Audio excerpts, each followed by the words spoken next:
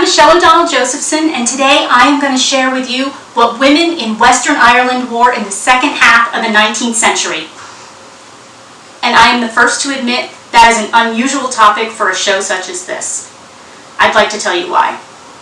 Like many of you, I'm interested in genealogy. My great-grandparents came from Ireland. As I was going through the family history things, though, I noticed that we had pictures of the men, but none of the women. I was looking for a way to connect with them. I happen to have a background in theatrical costuming and historical reenactments, so the next natural step for me was to recreate an outfit similar to what my great-grandmother and great-great-grandmother would have worn when they were in Ireland. So that's what I'm sharing with you today. First, we have Elena. In other times and places, this might be known as a shift or a chemise. Basically, it's a long undershirt. And the purpose of this garment was to keep bodily oils off of the other clothing. Wool especially was difficult to wash and to dry, particularly in places like Ireland, so those outer clothes may not have been washed as often, so you frequently had some sort of an undergarment that was more easily washed that could be changed regularly. The Lania also did double duty as a nightgown. Next we have a petticoat.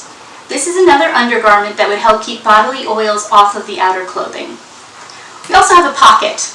Women's clothing at the time did not have built-in pockets, so oftentimes they'd have a little bag such as this that could tie around their waist where they could keep items securely. It would be accessed through a slit on the side of their skirt. Now I have to say the skirt is my favorite part of the outfit just for how efficiently it's made. It's a single length of 3 yards of wool. The length is adjusted by tucks and hems at the bottom. It's then sewn onto a cotton waistband. This gets pleated to each woman's individual shape. This is brilliant for a couple reasons. One, cotton is a lot easier to pleat than heavy wool is. Secondly, if a woman's size were to change, such as when she were to become pregnant, it's really easy to adjust the waistline by altering the pleats. There's also a tie at the side that also gives flexibility size-wise. The red wool is iconic for married women in Western Ireland. Blue would have been for unmarried. Next we have the blouse, which is a button-down shirt made out of wool. We also have an apron. This blue and white check was very common in Ireland at the time for aprons. Sometimes you also see it used for that cotton band at the top of the skirt.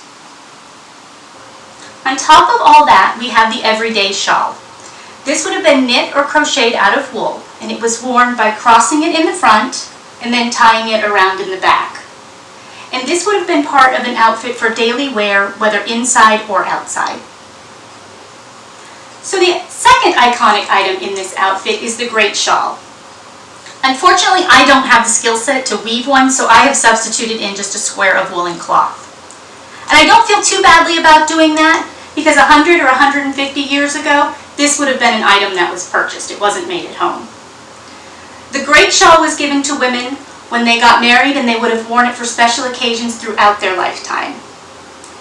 You often hear of these referred to as a Galway shawl, reflecting one very popular pattern. Interesting side note on that, those were made in Scotland. So yes, one of the most iconic Irish historic fashion pieces is Scottish. Go figure. Anyway, there's the outfit that I've made. I hope that you've enjoyed learning a little bit about it. I am hoping to take this to Ireland at some point and do a photo shoot there. In the meantime, though, I'll leave you with an image of what it may have looked like back in the day.